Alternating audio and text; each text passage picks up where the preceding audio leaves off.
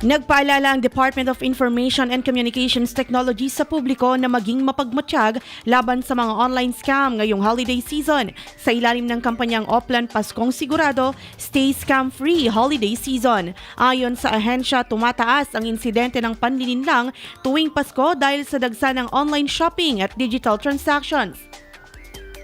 Pinayuhan ng kagawaran ng mga mamimili na gumamit lamang ng lehitimong paraan ng pagbabayad, i-verify ang mga online seller sa pamamagitan ng reviews at panatilihing naka-activate ang two-factor authentication sa kanilang mga account.